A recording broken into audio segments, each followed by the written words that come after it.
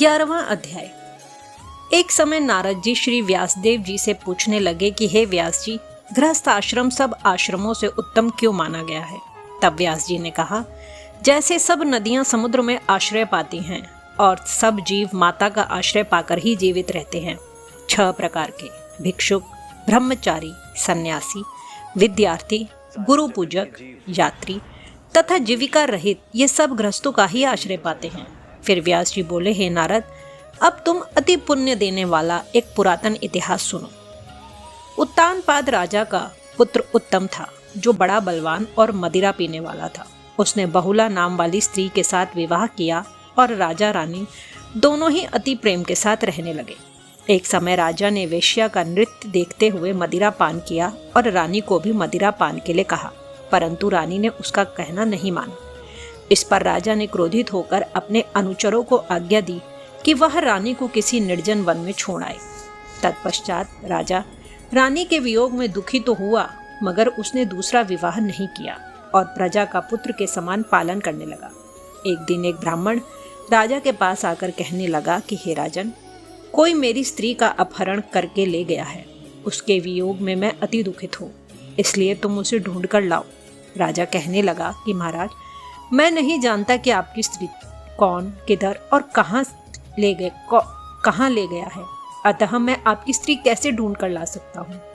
ब्राह्मण कहने लगा, राजन, छठा भाग लेकर आप प्रजा के रक्षक हैं। मेरी स्त्री घर में सो रही थी, वहां से उसे कोई हर कर ले गया है। अब आपका कर्तव्य है कि आप उसे कहीं से भी ढूंढ कर लाए।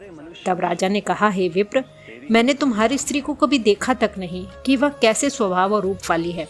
तब ब्राह्मण बोला कि वह यद्यपि कठोर वचन बोलने वाली, कुरूपा, काले रंग की तथा कर्कश स्वभाव वाली है, परंतु मैं उसकी कोई निंदा नहीं करता, क्योंकि वह मेरी पत्नी अर्थात अर्धांगिनी है। तब राजा कहने लगा कि जब तुम्हारी स्त्री ऐसी कुरूपा और क्रूर स्वभाव वाली है तो तुम उसे लेकर क्या करोगे। मैं अति सुंदर और कल्याणकारी दूसरी स्त्री लाकर दे सकता हूँ। ब्राह्मण कहने लगा कि राजन, मेरी स्त्री मेरे धर्म और कर्म की अर्धांगिनी है। उसकी रक्षा करना मेरा परम धर्म है। जो अपनी स्त्री की रक्षा नहीं करता, उसके वर्ण शंकर संतान उत्पन्न होती है और उसके पितर नरकवासी होते हैं। जो मनुष्य वैश्यगामी होता है, उसका कल्याण नहीं होता। जो मनुष्य ऋतुकाल के पश्चात अपनी स्त्रियों से भोग नहीं करता, उसके पितर 1 मास तक उसके रुधिर में तैरते हैं। ब्राह्मण के ऐसे वचन सुनकर राजा अपने शस्त्र लेकर रथ पर सवार हुआ और चारों ओर घूम फिर उस स्त्री को खोजने लगा। कुछ दूर जाकर उसने एक आश्रम देखा, जहां पर एक महान तेजस्वी ऋषि कुशा के आसन पर विराजमान थे। राजा को देखकर भी उस ऋषि ने राजा का कोई आदर सत्कार नहीं किया और बोला, मैं जानता हूँ कि तुम राजा उत्तानपाद के पुत्र हो, मगर तुम यहाँ किस कारण आए हो। राजा कहने लगा, हे मुने, ब्राह्मण के घर से कोई उसकी स्त्री को हर कर ले गया है। मैं उसी की खोज में इधर आया हूँ, परंतु आपने अर्घ आदि कुछ भी नहीं दिया और न ही किसी प्रकार का सत्कार किया। इसका क्या कारण है। ऋषि ने उत्तर दिया, राजन, तुम अर्घ योग्य होते हुए भी इस समय उसके पात्र नहीं हो, क्योंकि तुमने अपने निरपराध स्त्री को वन में त्याग दिया है। जहाँ स्त्री का यह धर्म है कि वह तन मन से अपने पति की सेवा करे तथा उसकी आज्ञा का पालन करे, वहाँ पुरुष का भी धर्म है कि वह अपनी स्त्री का यथोचित सम्मान करे। जिस घर में स्त्रियों का मान होता है, वहाँ पर देवताओं का वास होता है। जहाँ स्त्रियों का अनादर होता है, वहाँ कभी सुख शांति नहीं रह सकती।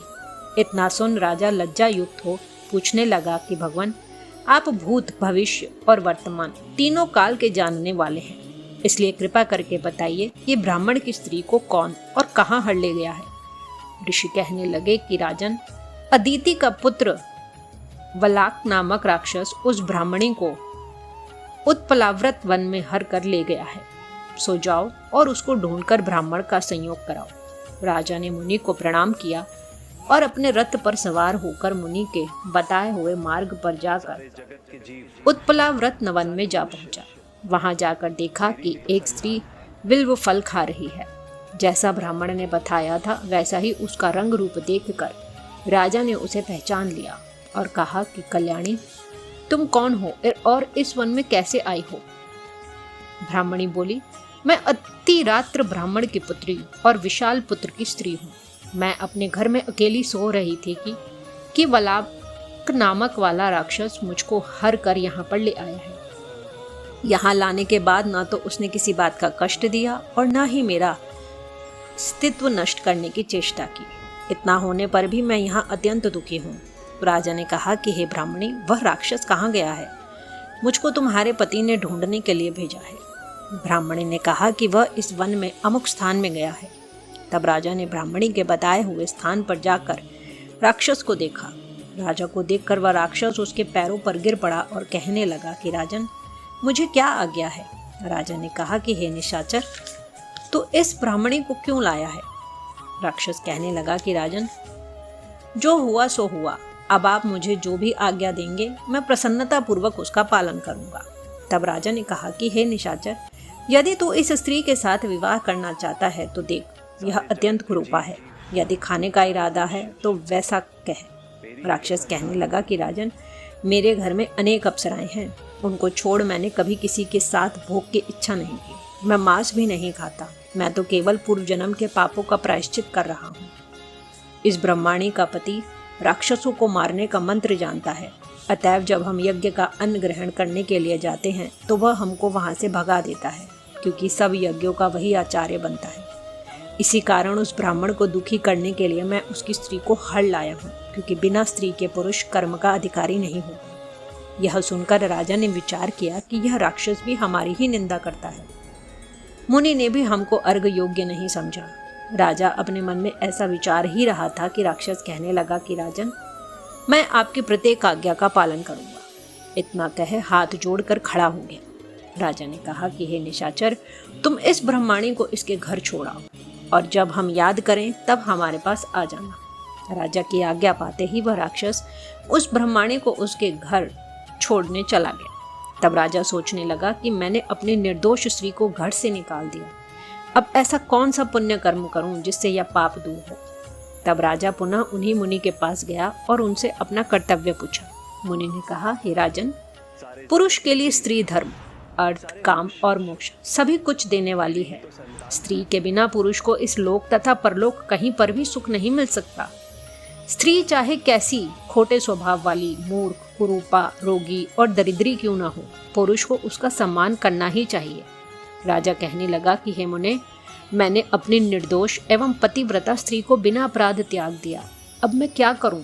तब मुनि ने कहा कि राजन, तुम्हारी स्त्री को शतापात नाम के नाग ने वन में घूमते हुए देखा तो वह उसको पाताल लोक में ले गया है। उस नाग की नंदा नाम वाली एक कन्या है, उसने अपने घर में उसको छिपा रखा है।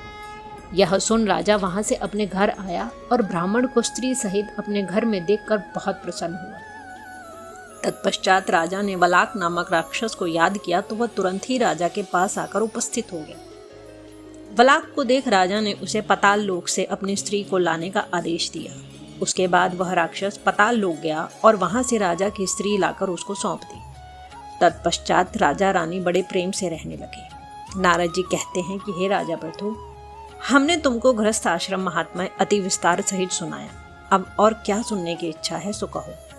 इस प्रकार कार्तिक महात्म्य का 11वां अध्याय समाप्त हुआ। राधे राधे। सारे जगत के जीव, सारे मनुष्य मेरी ही तो संतान है।